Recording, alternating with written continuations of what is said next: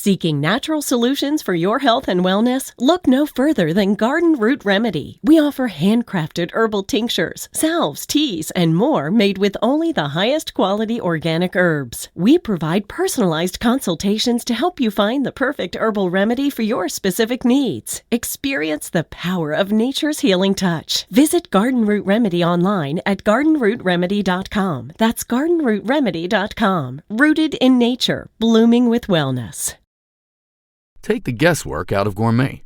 Playhouse Spices gives you a leg-up weapon in the kitchen. Playhouse Spices elevates your cooking with gourmet, handcrafted blends made with clean, healthy ingredients. Explore exciting flavors and become a masterful home chef. Visit playhousespices.com and use code TODD for 20% off your first order over $50. Playhouse Spices. Seek, explore, taste. That's playhousespices.com. Attention, you're listening to the Todd Huff Radio Show, America's home for conservative, not bitter talk radio. Be advised that the content of this program has been documented to prevent and even cure liberalism, and listening may cause you to lean to the right.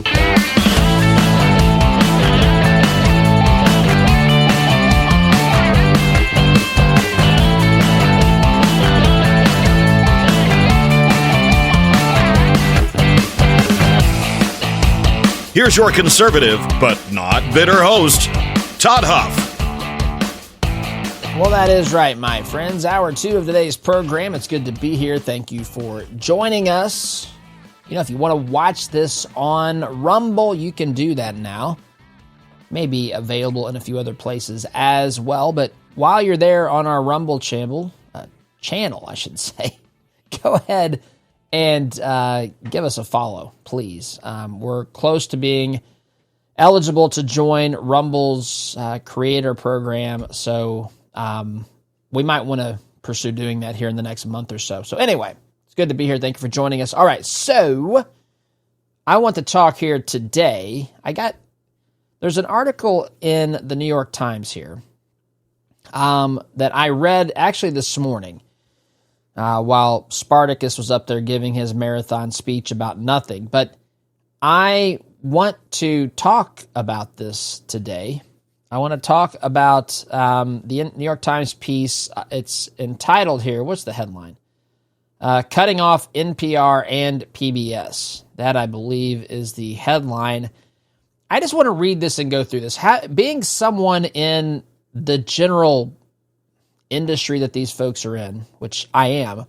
I'm not public radio, but we have a radio program. It's also a podcast. We've got the video podcast that we talked about. But I'm also not public. I'm not publicly funded. I don't need taxpayers to do it. And I just want to talk about this. The amount of whining here is a lot for me to take. And I feel like having done this by the grace of God and a lot of hard work and sacrifice, I feel like I'm very well positioned to tell these jokers and clowns just exactly how pathetic this way of looking at things is. So I'll do that here in due course, my friends. That's where we're headed. There's other things in the stack of stuff. By the way, if you're new to the program and you want to reference anything that we talk about this, although I will say, I don't know if I can put this New York Times article there as well. Usually these things have a paywall. This is actually in my email. I don't know if I can put this there, but typically the articles are there on the stack of stuff at toddhuffshow.com. Hat tip to the late, great Rush Limbaugh. You can check those out there, my friends. Before we get started, I'm talking to all of you seafood lovers out there. Listen up. I've got a place for you to go for your wild-caught, fresh seafood, and it's straight from the Alaskan waters. It's Kenai Fish, and it's spelled Kenai. KenaiFish.com is the website. And this isn't your grocery store freezer kind of stuff. We're talking about salmon from the legendary Kenai and Castleoff rivers. They have sockeye, coho, and king salmon. It's all vacuum sealed. It's shipped next day air for unbeatable freshness, my friends. And if you're a fan of halibut, you are also in for a treat. It's mild, sweet, and perfect for grilling, baking, or even air frying. Don't forget there's shellfish either, king crabs, snow crabs, scallops, a whole lot more. Again, this is straight from the waters of Alaska right to your door. It doesn't matter if you're in the center of the country. If you're in Kansas, Nebraska, Indiana, it doesn't matter. You can get access to fresh, wild-caught Alaskan seafood. I think this is great. Kenai Fish is family-owned. They're passionate about quality. They're as passionate about that as you are about America, my friend. So go to KenaiFish.com, Kenai Fish.com. Use promo code Todd. You're going to save 15% off your order. That's KenaiFish.com, Kenai Fish.com. Trust me, my friends, one taste of this and you'll be hooked. Use promo code Todd and you'll save 15%. All right, so let's get to this. Headline here again, New York Times, cutting off NPR and PBS. So, of course, with DOGE and the budget cuts, the federal government's out-of-control spending, there's been a lot of focus and a lot of talk about funding this sort of stuff, funding public radio, funding public television. And in fact, there was a group of people, including the NPR CEO, who testified before Congress recently. We played some clips from that. Ms. Marr, you'll remember some of those clips. You'll remember some of the things that she said in her TED Talk, not to be confused with our Todd Talk, but we talked about those things recently. And they're basically fighting for their funding. Now, NPR claims, listen, I'm not suggesting that this is not true. I don't know. I've seen this happen, claimed for a while, but NPR itself claims that only 1% of their funding comes from the government. They claim that their local affiliates, I think, receive more funding than they do. Maybe that's true. I don't know. But there's a lot of wailing over 1%. That's the first takeaway for me, is if it's such an insignificant part of your overall budget, your overall operation, why kick and scream this much? Why? Can you not understand that we don't need to be funding this stuff? And I'll talk about that as well here as the program unfolds today, my friends. But this, which way is it? Is it a lot of money that you can't sustain if it's cut, or is it not that much money that we're cutting and you're making a big to-do about nothing here? So, but they have kicked and screamed a lot about this. And, well, I guess let's talk about that really quickly before I get into the article. So, ask yourself why. Why does there need to be publicly funded television and radio? Why? Why is that the case? What is special and unique about radio and television where it needs to be federally funded? I mean, back in the day when people weren't able to get information as quickly as they are today, I suppose it was a different argument to be made, but the relevance of these networks, of NPR, PBS, is less and less consistently. It's not good radio. It isn't. I can't listen to it. Some of you listen to it, and that's fine. I don't have a problem if you. I'm not trying to dissuade anybody. I'm telling you my thoughts. I think it's boring radio. If I've ever listened to NPR, which I have from time to time, they always talk like this. Everything is monotone, and it's very serious, and it's very boring, if you ask me. I think it's boring, which is one of the reasons why people don't want to listen to it. People also think that it's unbiased, but based upon who's running the show over there, a radical leftist, which I don't even want to get into that. That reminds me of the Signal scandal. I don't want to go down that path here. I want to talk about this right now. Maybe we'll get to that. I don't know. But if they produced better radio and content, maybe they would be able to fund it through alternative means, like the rest of us have to do. So for something to be publicly funded, think about this for a moment. And I know you know this, but you're going to deal with people that don't have the slightest idea. They think the federal government pays for stuff. Anytime someone says the federal government pays for X, what they really mean is you are paying it as the taxpayer. The federal government's just signing the check. You're the one that's on the hook. The only money the federal government has is the money the federal government takes in the form of taxes.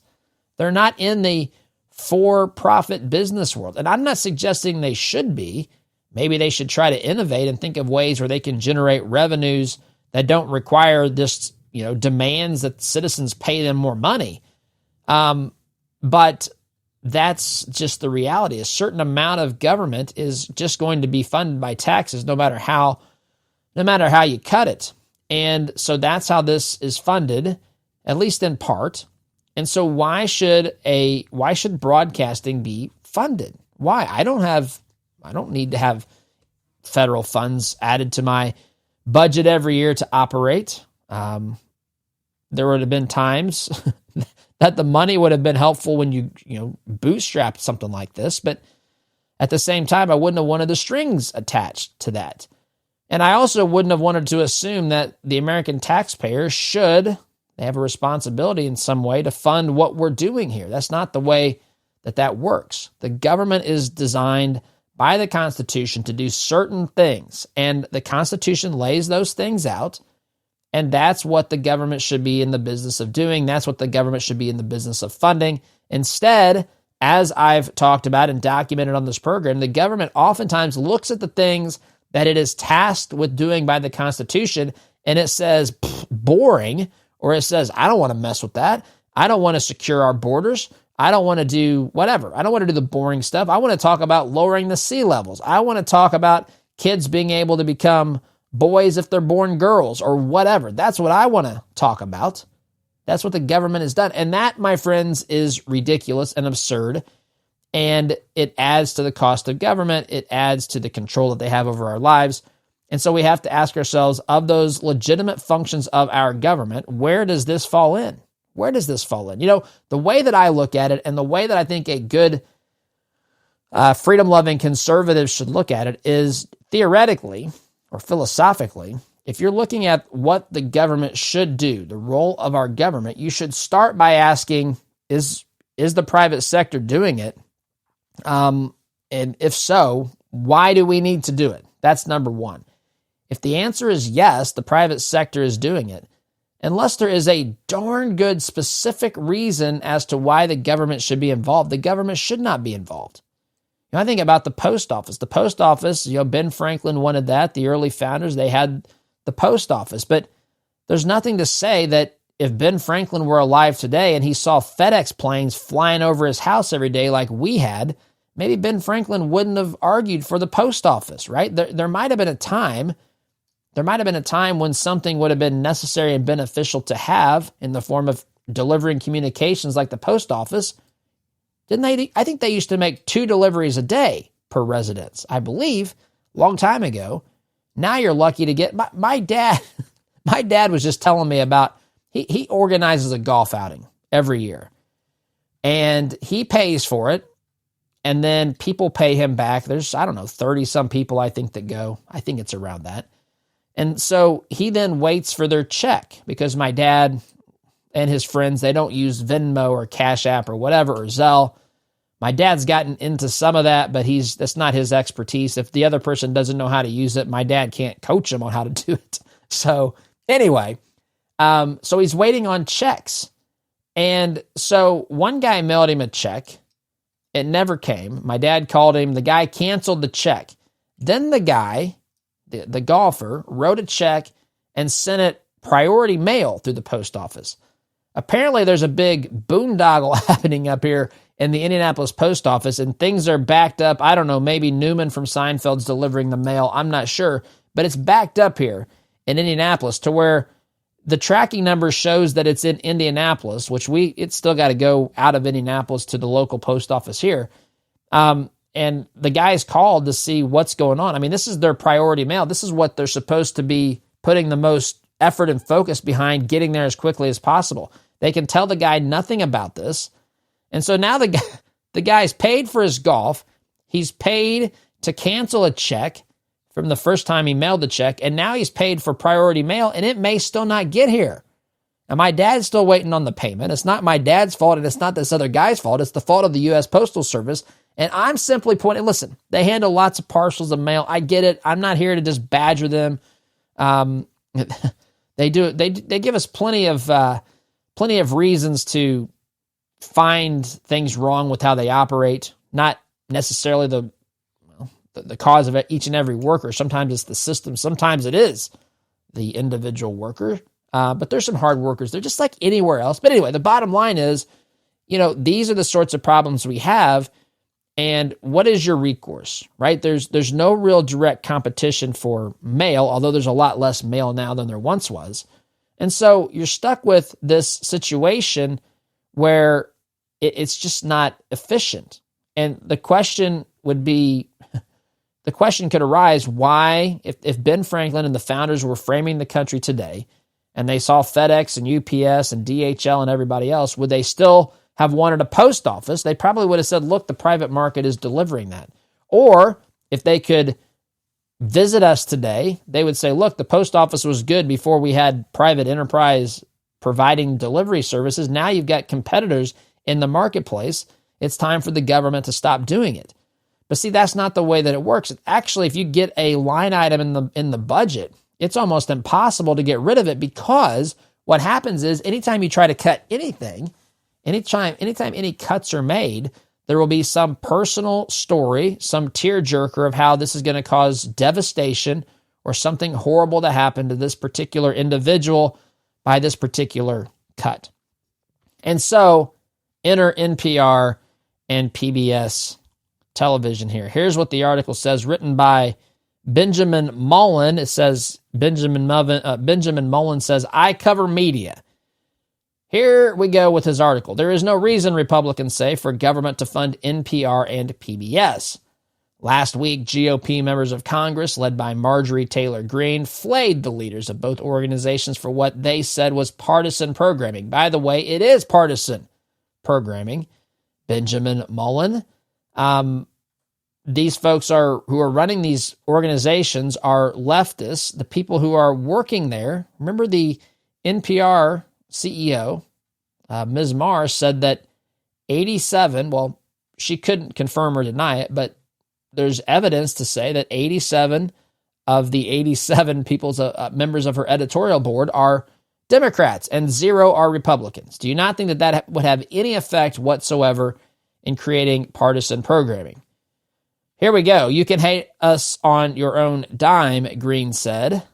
That was during the testimony last week. The next day, a Republican introduced a bill to end all government support. What would happen to public broadcasting if Republicans succeeded? In today's newsletter, he's going to explain. So here we go. NPR, the specter of government abandonment has haunted public radio, haunted them, my friends, for so long that executives drafted a secret plan for the worst. Yes, my friends, it was so bad they have to draft a plan on how to navigate the possibility of not getting federal handouts to run their precious NPR. And it was so bad that they had to come up with a plan, a secret, don't tell anybody about it, a secret plan, In February 2011, NPR assembled a 36-page document that detailed exactly what would happen if the Treasury stopped cutting checks to the Corporation for Public Broadcasting, the government-backed company that supports NPR and PBS. Broadcasting, the government-backed company that supports... Wait a minute, sorry, I'm repeating my line there. The document, which has not previously been reported, is bleak. It describes a precarious radio system that will bear the blow poorly, with consequences for listeners across the nation.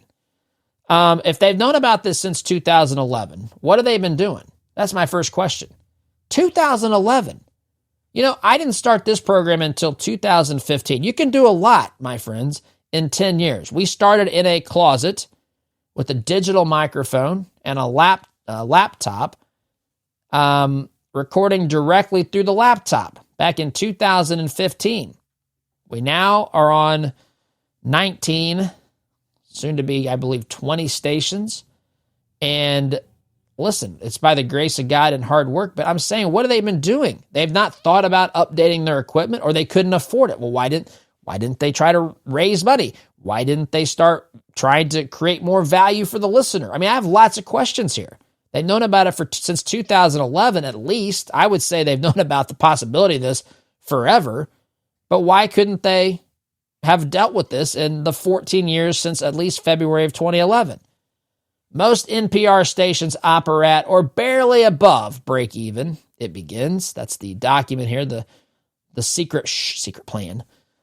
A cutoff would cause up to $240 million to vanish and up to 18% of roughly 1,000 member stations to close. The Midwest, the South, and the West would be affected. What's left out of that?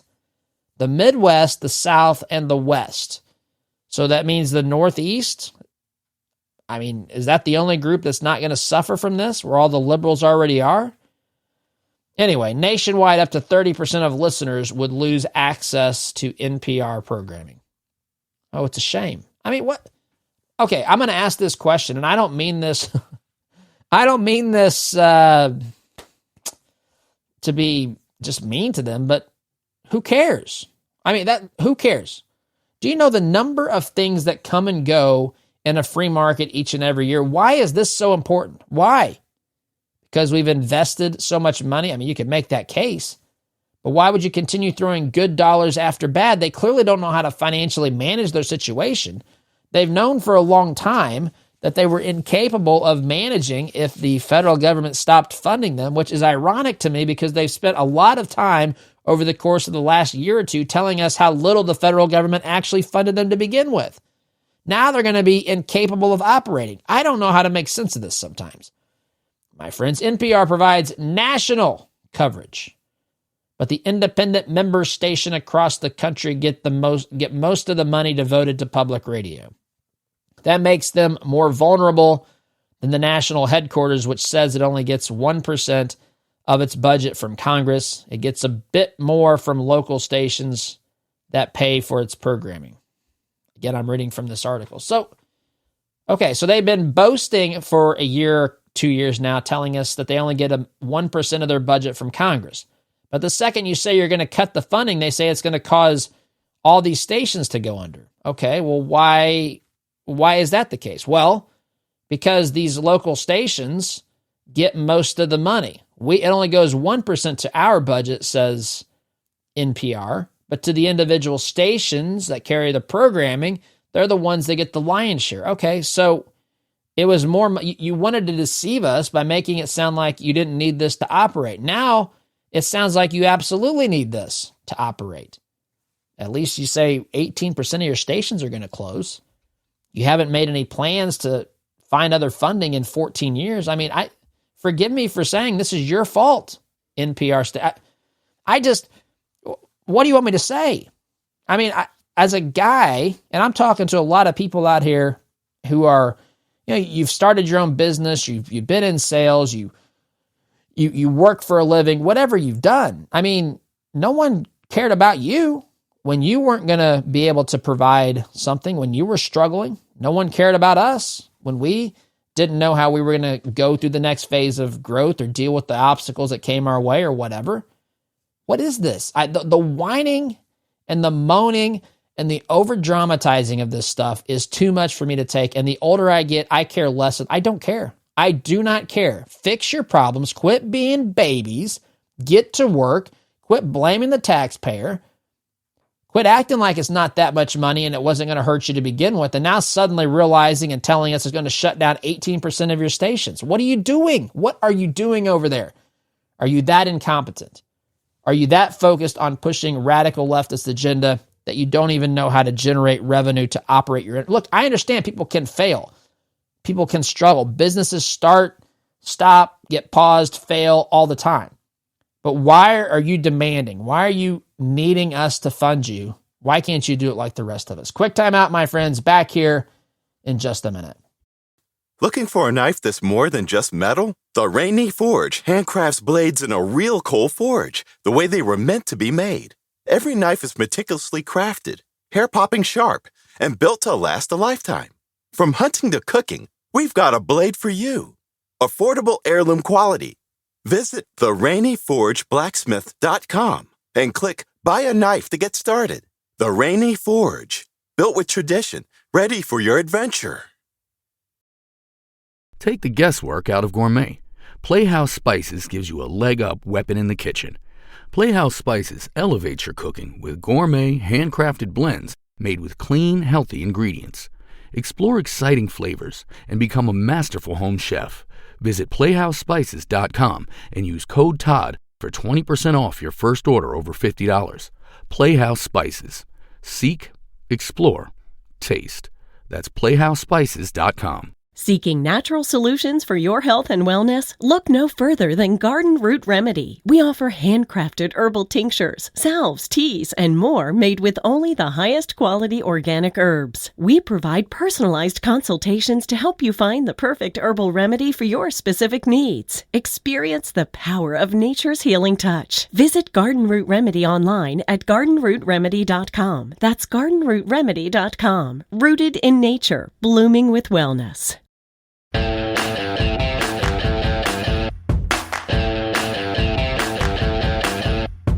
Welcome back, my friends. By the way, are you tired of spending your hard-earned money at businesses that turn around and support leftist candidates and leftist causes, my friends? That's exactly why we created Freedom Marketplace. We wanted to give you a place that is free, that is a searchable directory of businesses that share your conservative principles and values. Businesses that have vowed not to support leftist candidates or leftist causes. In fact, if they do, they'll be booted from Freedom Marketplace. You don't have to log in to use this. You don't have to pay. There's no strings attached. It's just good, patriotic businesses pushing in the same direction that you are. Now, I think you can create an account if you want to leave reviews and that sort of stuff, but you don't have to. This is just a place that is designed to give you access to conservative businesses. You can check it out at freedommarketplace.net, freedommarketplace.net. It is owned and operated by us here at the Todd Huff Show, and I hope you check it out. I hope you try to work with some of the businesses that are located on there. We're growing this thing on a regular basis. By the way, if you want to have your business on there, you can go to toddhuffshow.com/freedom. That's where you can find more information about it and even sign up. It's very inexpensive to join, toddhuffshow.com/freedom. But if you want to go and shop, my friends, go to freedommarketplace.net. All right, so let's get back to this article. This is, again, the New York Times explaining why taxes need to be used to fund public radio at NPR and public television at PBS. What are these local stations doing? Take WEKU, a constellation of 10 FM stations with headquarters in Richmond, Kentucky, that broadcast to nearly 1.5 million residents. For people who don't have access to broadband internet, WEKU is one of the few reliable sources of information when emergencies happen. Now, a couple of things here. You'll notice they use some adjectives here to describe some things. One of the few reliable sources. Well, why is the New York Times telling us what's a reliable source? And why is NPR considered the reliable source? I would maintain NPR is not the reliable source. But that's what this says. They're one of the few reliable sources of information when emergencies happen. Now, if you take the word reliable out, how many stations are there covering that area? There's going to be other stations covering this area. Listen, I'm in the radio business. There are radio airwaves all over the place. There are some places where there are more stations, some places where there are less stations. But the idea that the only place that you can find any information that's reliable is NPR radio is just not an accurate depiction of reality, my friends. Floods swept through the state, the article continues, earlier this year. Our transmitters stayed on the air, and we were broadcasting information to residents in Pikeville on where they could get fresh water, how they could deal with FEMA. Said Mike Savage, the station's director and general manager. Pause that. Listen, that's wonderful. I'm glad that information was being broadcast. My question is, was no one else providing this information, number one? Number two, maybe the folks at FEMA should have been handling their situation and managing their realities and resources a lot better than they had been. Now, look at what they have done to the people of North Carolina. It wasn't until Trump took over in the White House that people suffered in North Carolina tremendously because of FEMA. These folks haven't been held accountable. FEMA is a wreck as well. But why can't FEMA? Federal emergency management. Okay, does FEMA not have any way to get information to people? I mean, what is going on? Why do both of these things need so much money and no one's responsible for anything? FEMA is disastrously managed, and it is a train wreck as well. NPR's audience, this says, has fallen by about 28% since 2020. Okay, should we force people to listen? I mean, is that the next rule of these lovers of big government? We broadcast this signal for you, citizens of Pikeville, Kentucky. You aren't listening. You don't appreciate it enough. We've funded it with taxpayer dollars, Pikeville, Kentucky. Why don't you tune in? Why did 28% of you leave? Where are they going? Are they ceasing to listen to radio or podcast, or what are they doing? Are they not consuming media anymore at all? Are they going other places? I thought there weren't other places for them to go. See, none of this makes sense to me, my friends. But many of the residents, it continues, who still tune in really need the information. So now we begin to insert personal stories where there's someone who's, going to be suffering. And I take no pleasure in that. Someone who's got difficulties and struggles. And because of that, we need to spend bazillions of dollars on public radio. That is just doesn't add up to me. It doesn't add up to me, especially when there's other sources for information. Again, I ask, where did the 28% of the audience that left NPR go? Where did they go? Did they just stop consuming media altogether, or did they go somewhere else? Chances are they're going somewhere else, and those are the places that they are going should be the places that we put I'm not saying federal dollars, but that's where we should put, if we have information to get out, that's where this information should be put out, is where people are turning for information. If there's emergency information, why can't FEMA buy some airtime somewhere and get that out? I don't know, like this, or have a partnership, or say, hey, we need a public service announcement. A lot of these folks would love to do that sort of thing.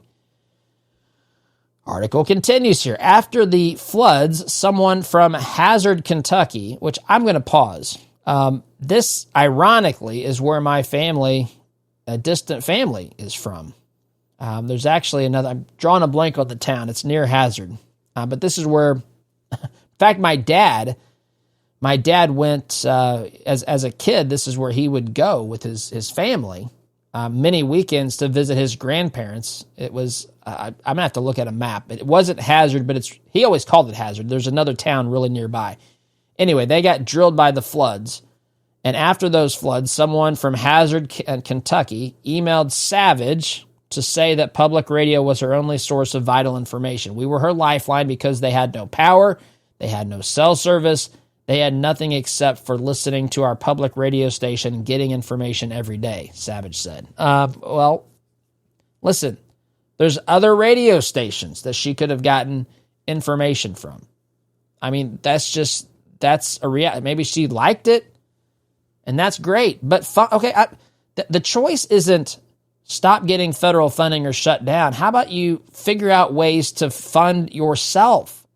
How about you figure out ways to become self-sufficient?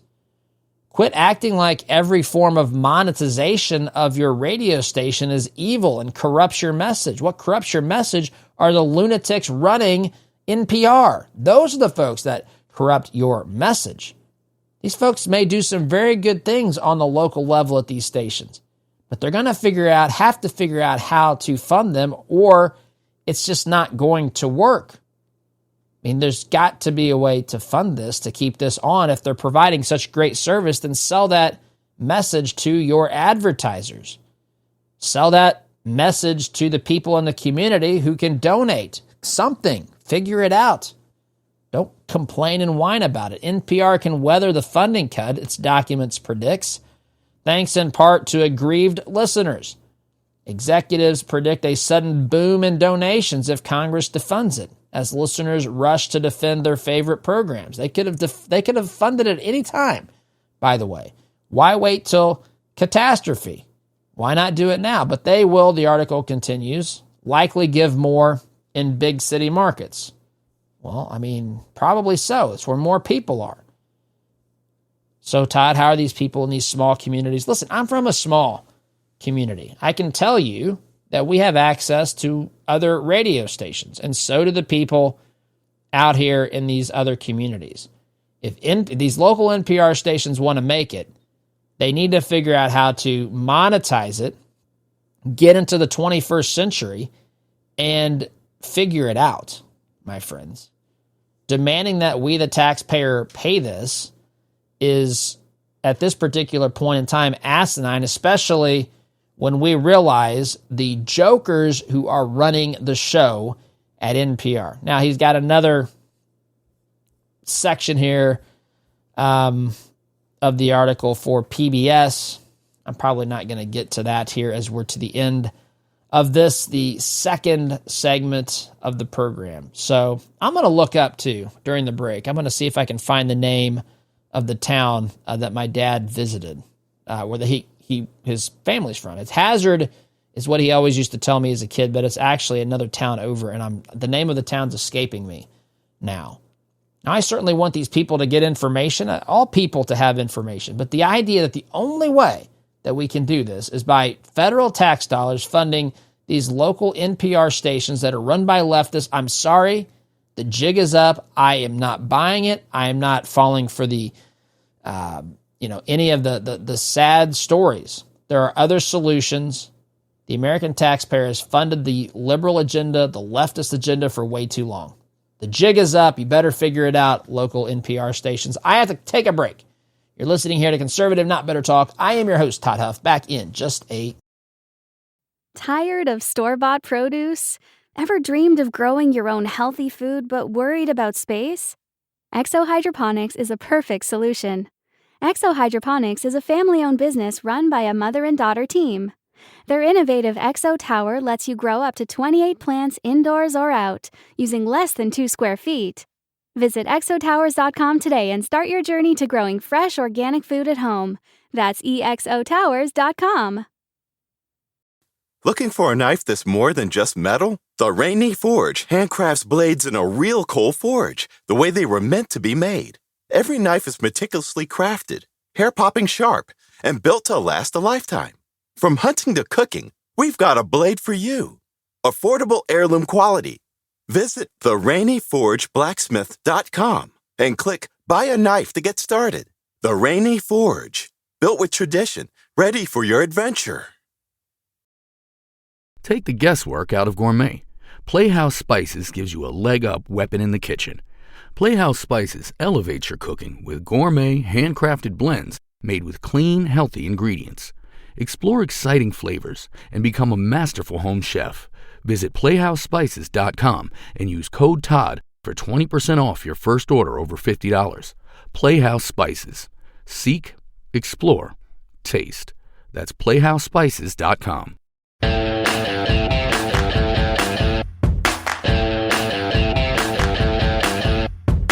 Welcome back, my friends. I looked on the map during the break, and I'm pretty sure Oz is in here. She can correct me. She may not know either, but she can correct me if she thinks I'm wrong. I think I got this right.